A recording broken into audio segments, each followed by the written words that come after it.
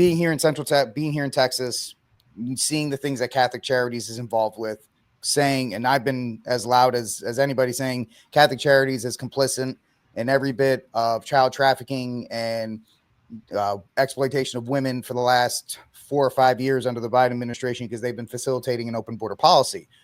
And it hasn't made me very popular, but it's the truth, and we have to call it out. JD Vance calls it out. Huge fury among bishops and priests and left cats and right cats, and we're all kind of arguing Catholic Charities is great, no, Catholic Charities is bad, and all these other things. So, of course, the Holy Father pens a letter. Being the Holy Father, it's very mixed and matched. I actually think that it was written by the more liberal theologists in the Vatican. I think there's a group of radically extreme people that work underneath him that want everything. And then that's why it's kind of mixed messaging, because he gets it, he reads it, and he kind of tries to temper it as best he can while he says it. I could be completely wrong. I just don't think that he's that extreme. You know, he may be wrong. He may not be wrong. Either way, that letter comes out, and then you have Tom Homan, who is a lifelong, well, I'll just let him explain it. I want to fix the Catholic Church. I'm saying this as a lifelong Catholic. I was baptized Catholic. I was first communion as a Catholic, confirmation as a Catholic. He ought to fix the Catholic Church and concentrate on his work and leave border enforcement to us. He wants to attack us for securing our border. He's got a wall around the Vatican, does he not? So he's got a wall around to protect his people and himself, but we can't have a wall around the United States. So I wish he'd stick to the Catholic Church and fix that and leave border enforcement to us. Of course, I don't know if you caught the story a couple weeks ago where the Vatican actually upped their penalties for people who go into illegal parts of the Vatican, who actually sneak into illegal parts of the Vatican, which it's like every Catholic that read that kind of face palmed and going, what are you doing?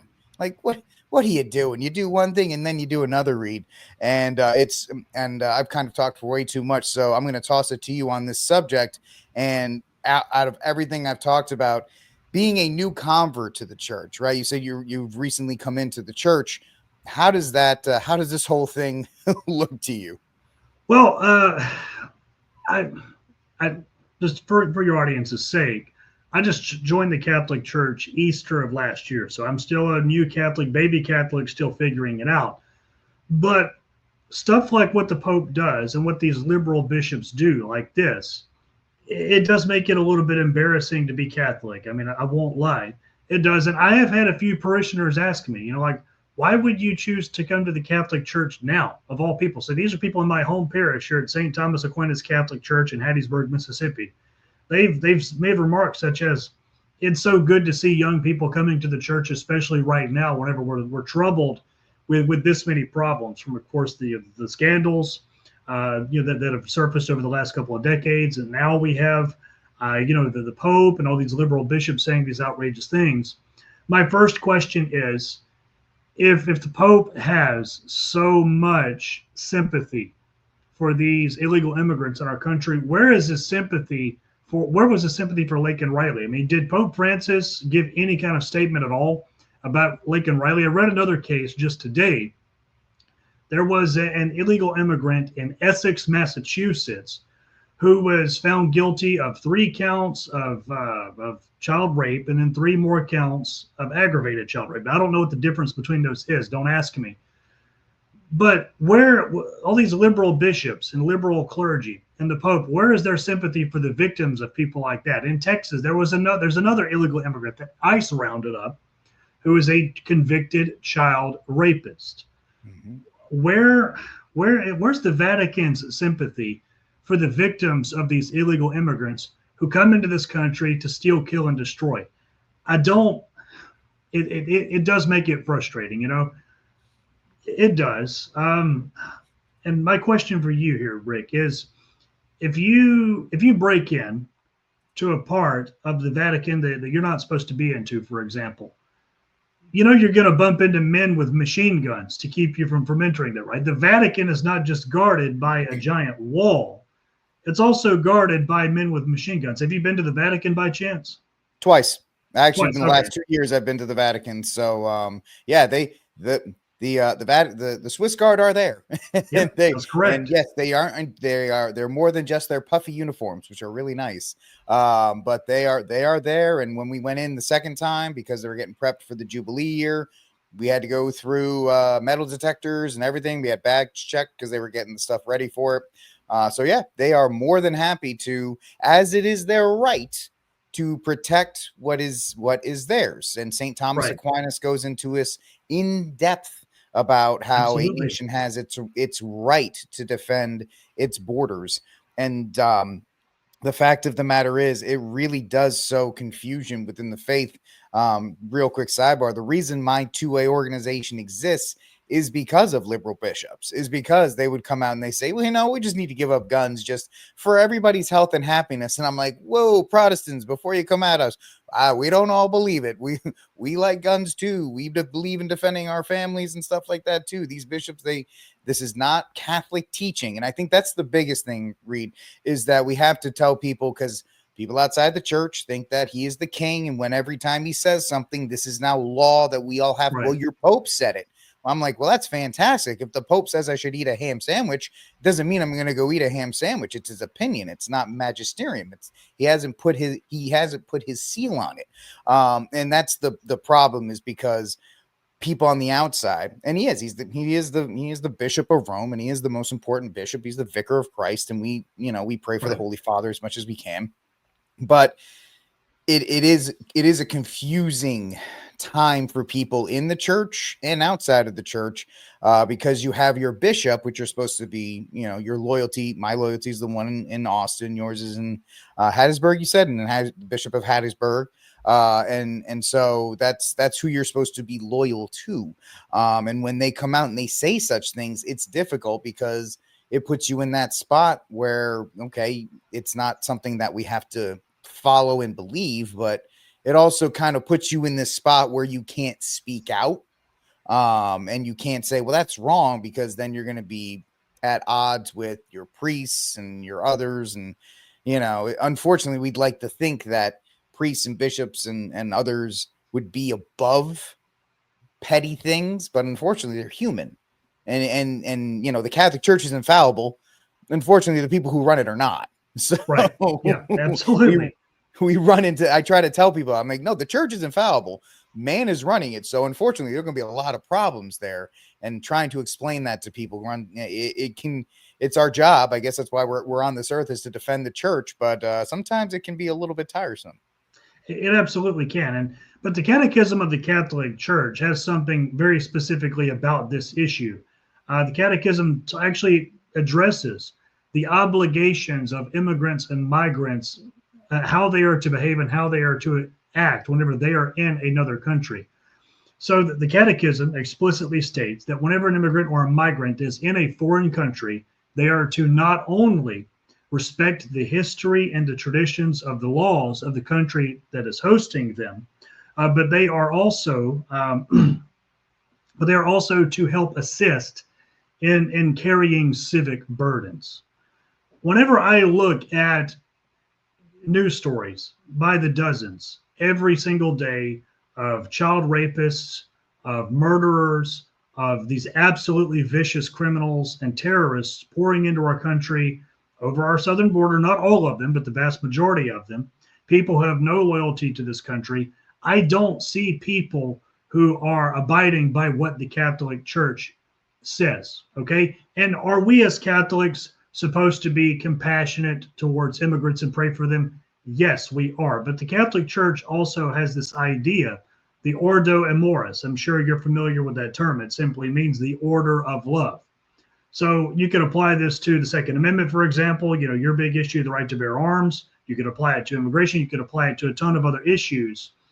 While I am to be compassionate to other people to the extent that I can, the order of love dictates that I am to take care of and defend my wife, my family, first and foremost. That's it. And whenever it comes to making sure that my family is safe, that includes making sure that my family is living in a country where they are safe to the fullest possible extent that I can. So I think it would be really nice if the Pope, if the leadership of the Catholic Church embraced positions on this issue that were more Catholic, I suppose we might say. That's what I'm tempted. I hate to have to put it that way, But that's absolutely how it feels as a new Catholic coming in, as someone who loves this church, who came to this church because they felt God calling them to that church. It is embarrassing, but we do have to defend the faith nonetheless, be a part of the church militant, so to speak, just like you very well articulated a moment ago. Yeah, and maybe that's not maybe it is our job to defend it when nobody else will, and the fact is that as some have said, a little more Catholic inside baseball for those who are not Catholic.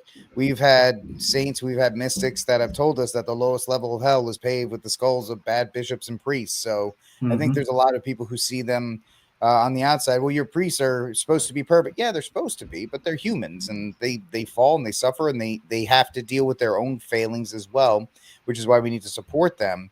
And the absolutism that some people try to put on and I guess you could say this to all preachers and all these other kinds of things is a reason why we get into the position that we are in, and that's a very abridged version of what the faith teaches. But yes, there are a lot of things that we have to confront, especially now, Reed, where it's unfortunate that politics has superseded religion here in these United States. As far as it used to be, you get your politics from your religion.